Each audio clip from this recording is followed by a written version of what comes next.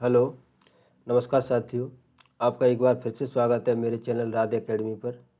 तो आज के इस वीडियो लेक्चर में हम बात करेंगे कि जो यूनिट 7 हिंदी कहानी की हमारी श्रृंखला चल रही थी, उसमें हमने ऑलमोस्ट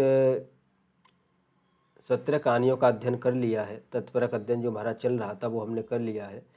अब हमारा जो नेक्स्ट है 4 कहानियाँ अंतिम बची हुई हैं, उनका हम अध्ययन करेंगे इस वीडियो में। तो आइए चलिए हम देखते हैं।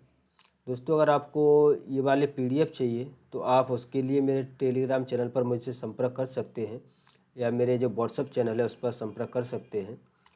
तो इनमें से हमने जो फरीसुन्नार रेणु जी की लाल पान की बेगम तक हमने यहाँ तक कहानियों का अध्ययन कर लिया है। अब हम निर्मल वर्मा की परिंदे, ज्ञान रंजन की पिता, इंस्पेक्टर माता दीन चांद पर हरिशंकर परसाई जी की और भीष्म साहनी जी की अमृतसर आ गया, इन कहानियों का अध्ययन करेंगे इस वीडियो लेक्चर में। ठीक है दोस्तों, तो आइए चलते हैं अपनी कहानियों पर। तो दोस्तों, सबसे पहले हम बात करें परिंदे कहानी की। तो परिंदे कहानी निर्मल वर्मा की कहानी है। ठीक है दोस्तों, जिसका प्रकाशन वर्ष है 1960। निर्मल वर्मा के बारे में बात करें तो ये नई कहानी के कहानीकार हैं। निर्मल वर्मा नई कहानी के कहानीकार हैं। इनके हम कहानी संग्रह की बात करें तो निर्मल वर्मा के प्रमुख कहानी संग्रह हैं। उनमें पहला है परिंदे, जिसका प्रकाशन वर्ष 1960 है। फिर है जलती झाड़ी, जिसका प्रकाशन वर्ष 1965 है। फिर है पिछले गर्मियों में, इसका प्रकाशन वर्ष 1968। बीच बहस में 1973। कब्बे और काला पानी 1983। सूखा तथा अन्य कहानियाँ 1995। ठीक है दोस्तों, तो ये मुख्य रूप से जो निर्मल वर्मा है उनके कहानी संग्रह हैं, तो इन्हें आप जरूर ध्यान रखिएगा। अब नेक्स्ट बात करते हैं हम परिंदे कहानी की।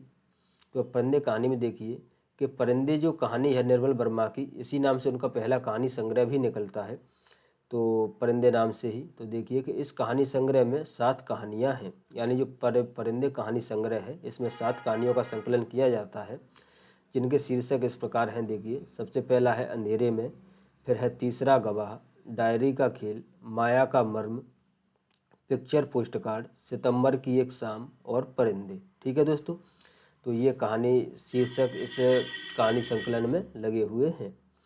अब इसकी बात करें, नेक्स्ट बिंदु की बात करें हम, तो इस कहानी का प्रथम प्रकाशन हंस पत्रिका में हुआ था। ठीक है दोस्तों, यानी इस कहानी का प्रकाशन जो परिंदे कहानी है इसका प्रकाशन सबसे पहले हंस पत्रिका में हुआ था 1957 में। ठीक है दोस्तों, नामवर सिंह जी कहते हैं, जो निर्मल वर्मा है उनके बारे में नामवर सिंह जी ने कहा है, फिर फ़कत 7 कहानियों का संग्रह परिंदे निर्मल वर्मा की पहली कृति नहीं है, बल्कि जिसे हम नई कहानी कहना चाहते हैं उसकी भी पहली कृति है। यानी जो परिंदे नाम से जो निर्मल वर्मा की पहली कहानी संग्रह निकलता है, वह हिंदी की पहली कहानी ही नहीं निकलती, बल्कि जो कहानी संग्रह निकलता है वह भी नई कहानी का पहला कहानी संग्रह माना जाता है। ठीक है, तो ये किसने कहा है? ये नामवर सिंह ने कहा है। इससे आप जरूर ध्यान रखिएगा। नेक्स्ट बात करें, इस कहानी में 2 तरह के प्रेम प्रसंग और यथार्थ जीवन की कहानी एक साथ चलती है। यानी इस कहानी में आपको 2 तरह के प्रेम प्रसंग मिलेंगे, उनकी अभी हम आगे चर्चा करेंगे। नेक्स्ट है कि इस कहानी में मनोवैज्ञानिक सच की ओर इशारा किया गया है। इसमें अपर्याप्त सुखों की चाहना में मन का भटकाव दिखाया गया है। कहानी में नायक नायिका का विरोधाभास ही मनोवैज्ञानिक सत्य है। कहानी में डॉक्टर मुखर्जी अपने अतीत को झटककर वर्तमान जीवन को स्वीकार करके अपने जीवन में आगे बढ़ जाने को अच्छा मानते हैं। वहीं लतिका और ह्यूबर्ट पीड़ा भरी प्रतीक्षा को अपने जीवन का आधार मानते हैं। ठीक है दोस्तों, यानी जो डॉक्टर मुखर्जी हैं वह अपने, डॉक्टर मुखर्जी की अगर परिचय की बात करें, चलो हम आगे ही बात करेंगे उसकी। दोस्तों, नेक्स्ट बिंदु है वह मोस्ट इम्पोर्टेंट है कि जो एक होमोसिकनेस बीमारी है, इस बीमारी का इस कहानी में जिक्र हुआ है। ये आप जरूर ध्यान रखना, होमोसिकनेस। नेक्स्ट है, अगर हम प्रमुख स्थानों की वर्णन करें तो उनका हुआ है झूला देवी मंदिर और दिल्ली में कुतुब मीनार, इनका वर्णन इस कहानी में होता है। ठीक है दोस्तों, अब हम पात्र परिचय की बात करें तो सबसे पहला है हमारी लतिका है। तो लतिका कौन है? तो एक पहाड़ी कॉन्वेंट स्कूल में शिक्षिका है लतिका। प्रेमी गिरीश की मृत्यु के बाद उसकी स्मृतियों के प्रति मोह है। यानी जो लतिका है उसका प्रेमी कौन है? तो गिरीश है। बिला नागा किलम में जाती है, वहीं गिरीश से परिचय होता है।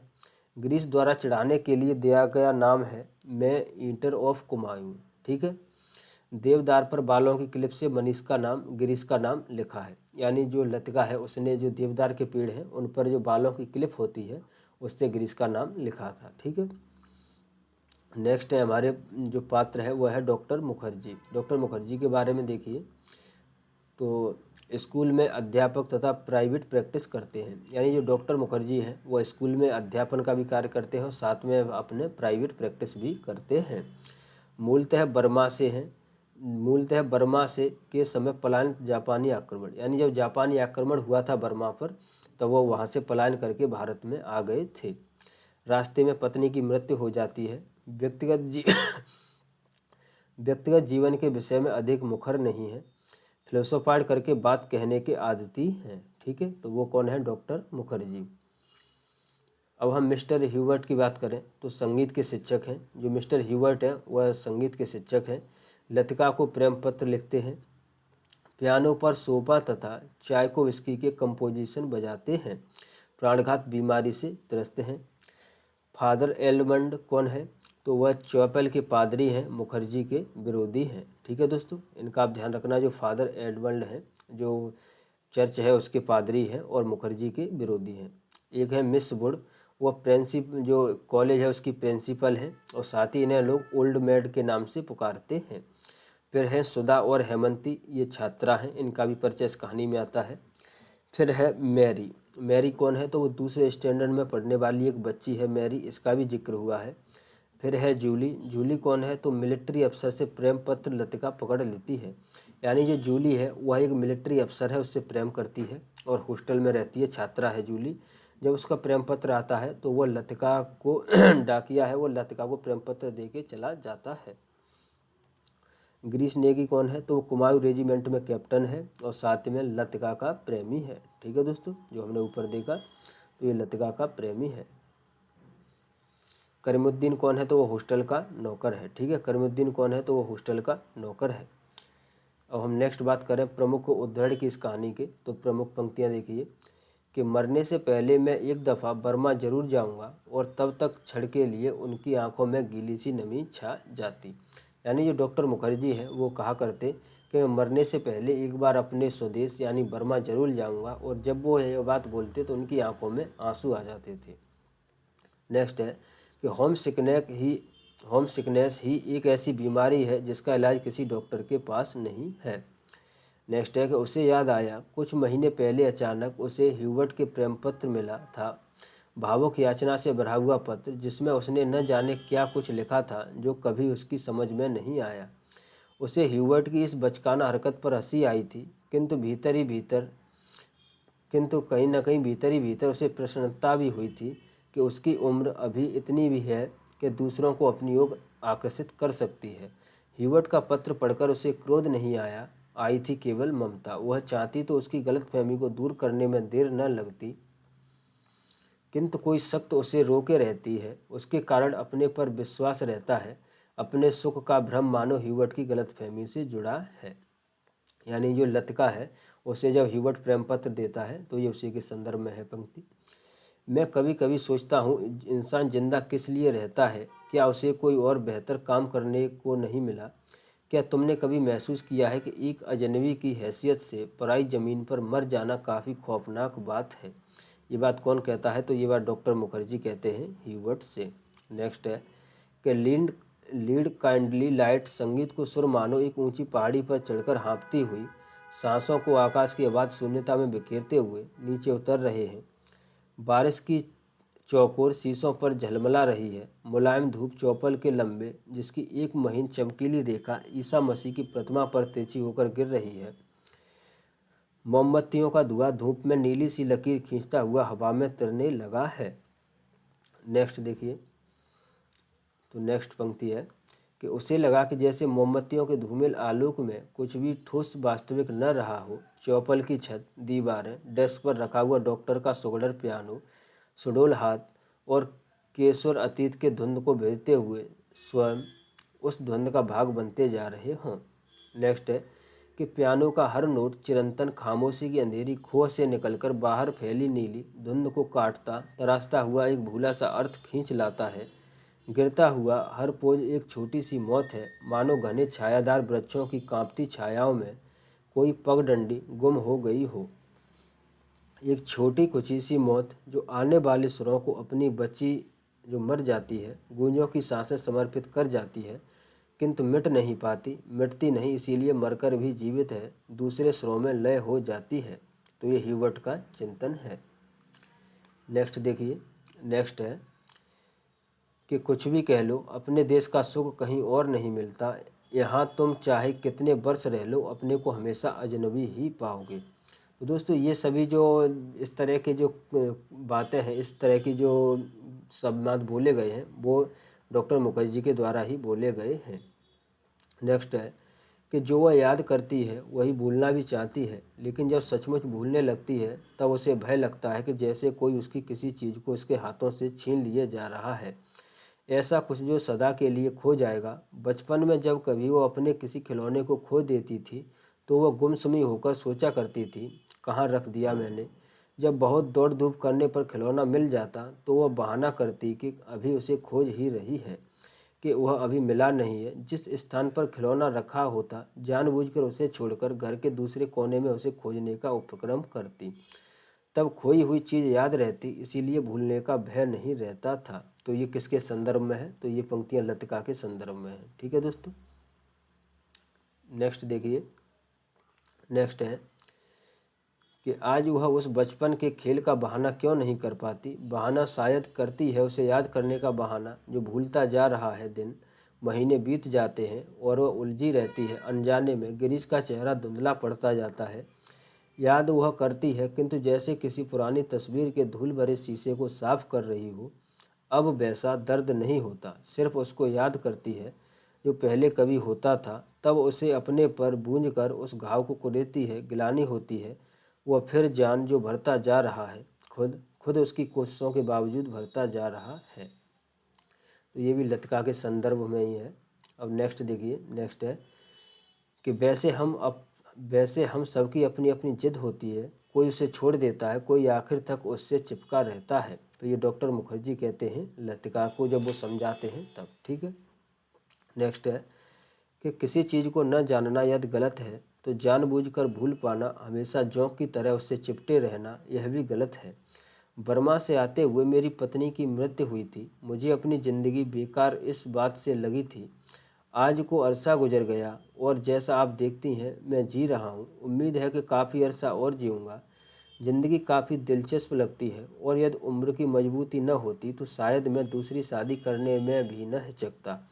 इसके बावजूद कौन कह सकता है कि मैं अपनी पत्नी से प्रेम नहीं करता था, आज भी करता हूँ। तो ये कौन है? डॉक्टर मुखर्जी हैं, जो लतिका से कह रहे हैं।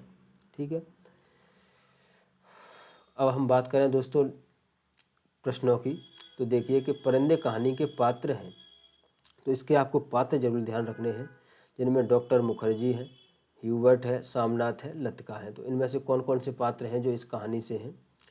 तो दोस्तों, इस कहानी से डॉक्टर मुखर्जी भी है, ह्यूबर्ट्स भी हैं और लतिका भी है, केवल सामनाथ नहीं है। ये क्वेश्चन आयोग ने बाद में गलत कर दिया था। आयोग ने अपनी तरफ से मान लिया था कि ये क्वेश्चन गलत है, क्योंकि इसमें 3 ऑप्शन सही है। निर्मल वर्मा द्वारा रचित कहानी नहीं है, तो अंधेरे में, दूसरी दुनिया, पिछली गर्मियों में, बादलों के घेरे।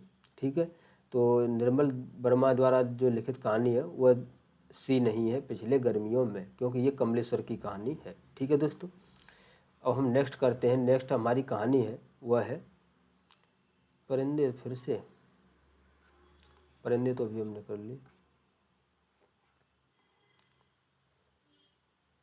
अब हमारी पिता कहानी है, तो हम इसको देखेंगे। तो देखिए, पिता कहानी की बात करें दोस्तों, तो ये हमारे ज्ञानरंजन जी की कहानी है, जिसका प्रकाशन वर्ष है 1965। ठीक है दोस्तों, ज्ञानरंजन जी के बारे में बात करें तो ज्ञानरंजन जी का जन्म 21 नवंबर 1936 में महाराष्ट्र के अकोला में हुआ था। ये साठोत्तरी पीढ़ी के कहानीकार हैं। पहल नामक पत्रिका का संपादन किया है। यानी जो हमारे ज्ञानरंजन है वह साठोत्तरी पीढ़ी के कहानीकार हैं। यानी जो 1960 के बाद जो कहानी लिखी जा रही थी उन्हें साठोत्तरी पीढ़ी के नाम से जाना गया, या साठोत्तरी कहानी के नाम से जाना गया। तो ज्ञानरंजन जी हमारे साठोत्तरी कहानी के कहानीकार हैं। और ज्ञानरंजन जी ने जो पत्रिका का संपादन किया है वह कौन सी है? तो वह है पहल। ठीक है दोस्तों,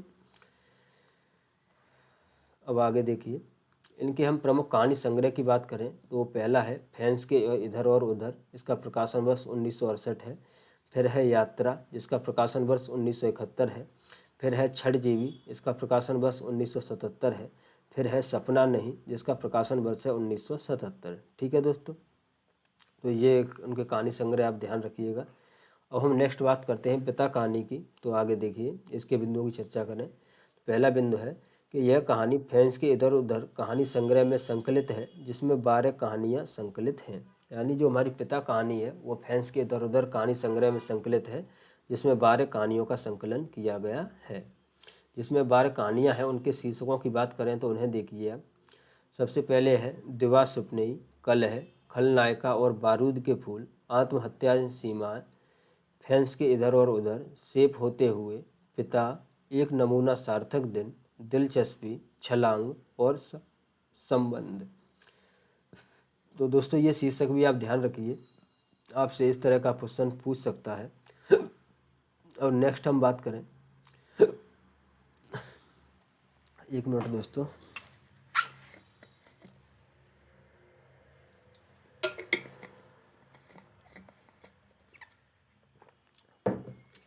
तो नेक्स्ट बिंदु है इस कहानी से जुड़ा हुआ कि इस कहानी में पिता और पुत्र के बीच विचारों में मतभेद है, जिसमें परिवार में तनाव रहता है।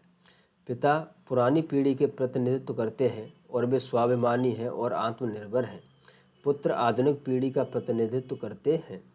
पिता आधुनिक सुविधाओं की चाहत नहीं रखते और दूसरों की चीज़ों से प्रभावित नहीं होते हैं। पिता ने अपने जीवन के 35 सालों तक सिर्फ रामायण और गीता पढ़े हैं। दोस्तों ये जरूर ध्यान रखना ये बिंदु। और कहानी में उल्लिखित स्थानों की बात करें तो घनश्याम नगर, घूमनगंज और खुलदाबाद, इन स्थानों का प्रयोग हुआ है। और गर्मी का प्रतीकात्मक प्रयोग हुआ है। ये मोस्ट इम्पोर्टेंट है, इसे आप जरूर ध्यान रखना कि इस कहानी में गर्मी का प्रतीकात्मक रूप से वर्णन किया गया है। ठीक है, पात्र परिचय की बात करें तो उसमें देखिए कि सबसे पहले है सुधीर, जो पुत्र है, घनश्याम नगर का निवासी है, नई पीढ़ी का प्रतिनिधि है। एक मिनट दोस्तों,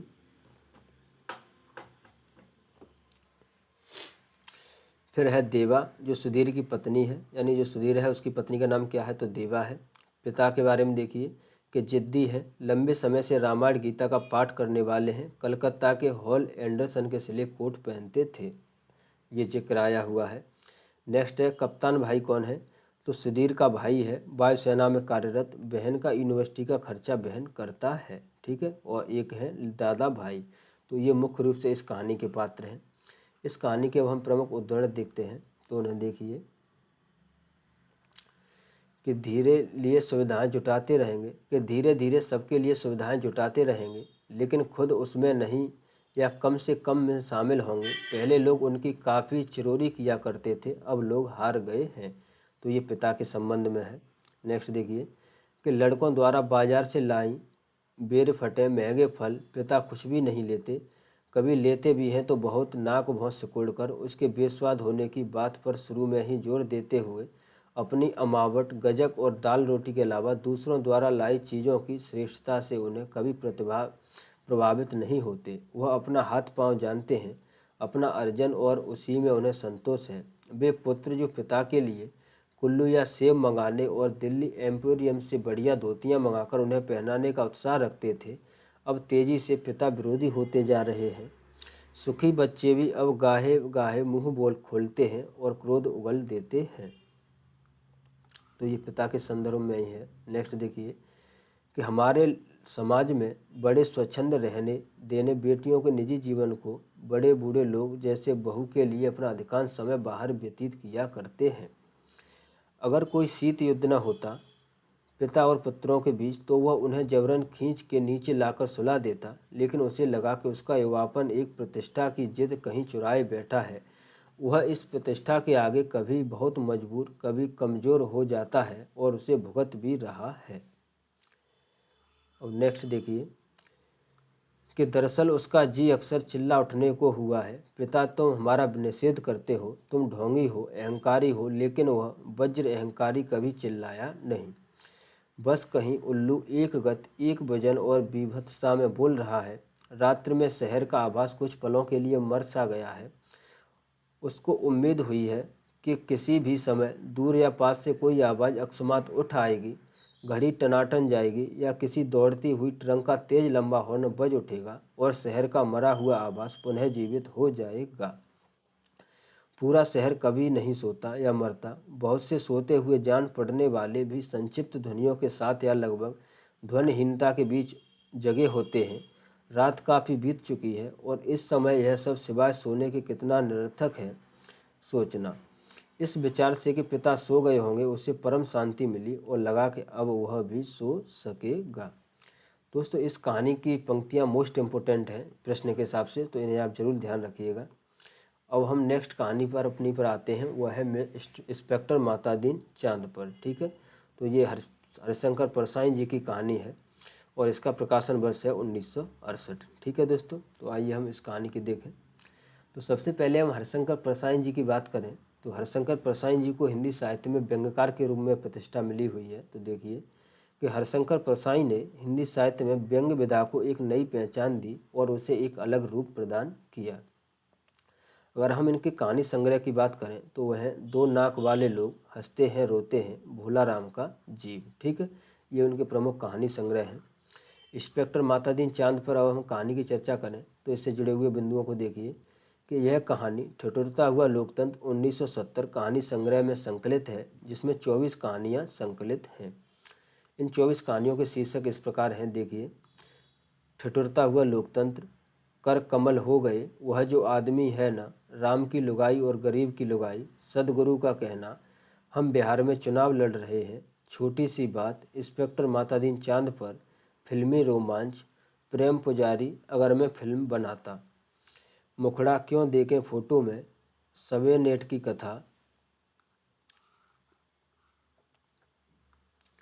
फोन टालने की कला, अपना चाचा एशियाई फ्लू, दूसरे की महिमा ढोने वाले, मेरे जीवकट के नाम, एक खाना एक ऐचक ताना, चांद पर नहीं जा सका, साहित्य और नंबर 2 का कारोबार, ग्रांट अभी तक नहीं आई। नेक्स्ट है तटस्थ, बारात की वापसी, एक सुपरमैन, 5 लोक कथाएं। ठीक है दोस्तों, तो ये कहानी शीर्षक इस जो ठिठुरता हुआ लोकतंत्र है उस कहानी संग्रह में लगे हुए हैं। अब हम नेक्स्ट बात करें इस कहानी की, तो इस कहानी में पुलिस पर व्यंग किया गया है। इस कहानी में पुलिस के अत्याचारों की ओर लोगों का ध्यान आकर्षण किया गया है। यह एक फैंटेसी शैली में लिखी गई रचना है। इंस्पेक्टर मातादीन चांद पर क्यों गए थे, तो वह सांस्कृतिक आदान प्रदान के अंतर्गत गए थे। ये जरूर आप ध्यान रखना इन बिंदुओं को। अब नेक्स्ट बात करें पात्र परिचय की, तो पात्र परिचय में देखिए सबसे पहले है मातादीन, सीनियर पुलिस इंस्पेक्टर हैं, पृथ्वी से चांद पर सलाहकार के रूप में गए हैं। फिर है मुंशी अब्दुल गफूर, भारतीय पुलिस में है। हवलदार बलभद्र और हवलदार राम से जीवन, तो ये भारतीय पुलिस में है। अब हम इस कहानी के प्रमुख उद्धरण की बात करें, प्रमुख पंक्तियों की, तो उन्हें देखिए। सबसे पहले है कि वे भारत की तरफ से सांस्कृतिक आदान प्रदान के अंतर्गत गए थे। चांद सरकार ने यो हमारी सभ्यता बहुत आगे बढ़ी है, पर हमारी पुलिस भारत सरकार को लिखा था में पर्याप्त सक्षमता नहीं है। वो अपराधी का पता लगाने और उसे सज़ा दिलाने में अक्सर सफल नहीं होती। सुना है आपके यहाँ रामराज है, मेहरबानी करके किसी पुलिस अफसर को भेजें जो हमारी पुलिस को शिक्षित कर दे। सब ठीक ठाक होना चाहिए, वरना हरामजादे का बीच में अंतरिक्ष में चालान कर दूंगा। तो ये इंस्पेक्टर मातादीन है जो वायुयान जो चालक है उससे कहते हैं। नेक्स्ट देखिए कि आदमी मारा गया है तो यह पक्का है कि किसी ने उसे ज़रूर मारा। कोई कातिल है, किसी को सज़ा होनी है। सवाल है किसको सज़ा होनी है। पुलिस के लिए यह सवाल इतना महत्व नहीं रखता जितना यह सवाल कि जुर्म किस पर साबित हो सकता है या किस पर साबित होना चाहिए। कत्ल हुआ है तो किसी मनुष्य को सज़ा होगी ही, मारने वाले को होती है या बेकसूर को, यह अपने सोचने की बात नहीं है। मनुष्य मनुष्य सब बराबर हैं, सब में उसी परमात्मा का अंश है। हम भेदभाव नहीं करते। यह पुलिस का मानवतावाद है। दूसरा सवाल है किस पर जुर्म साबित होना चाहिए। इसका निर्णय इन बातों से होगा। नंबर 1, क्या वह आदमी पुलिस के रास्ते में आता है। नंबर 2, क्या उसे सज़ा दिलाने से ऊपर के लोग खुश होंगे। और नेक्स्ट देखिए कि एक मुहावरा ऊपर से हो रहा है, हमारे देश में 25 सालों से सरकारों को बचा रहा है, तुम इसे सीख लो। चश्मदीद गवाह वह नहीं जो देखे, बल्कि वह है जो कहे कि मैंने देखा है। ठीक है दोस्तों, तो ये कहानी भी हमारी हो गई। अब अंतिम कहानी है हमारी, वह है अमृतसर आ गया, जो भीष्म साहनी जी की कहानी है। तो भीष्म साहनी जी के बारे में नामवर सिंह जी ने एक पंक्ति कही है कि सादगी और सहजता भीष्म जी की कहानी कला की ऐसी खूबियां हैं जो प्रेमचंद के अलावा और कहीं दिखाई नहीं देती। तो ये नामवर सिंह है, भीष्म साहनी जी के बारे में कहते हैं। और नेक्स्ट देखिए, अब हम कहानी संग्रह की बात करें तो भीष्म साहनी जी के कहानी संग्रह देखिए, भाग्य रेखा, जिसका प्रकाशन वर्ष 1953, पहला पाठ 1957, भटकती राख 1966, पटरियाँ 1973, बाड़चू 1978, शोभा यात्रा 1981, निशाचर 1983, पाली 1988, डायन 1998। ठीक है दोस्तों, अब हम बात करते हैं अपनी कहानी अमृतसर आ गया पर। तो यह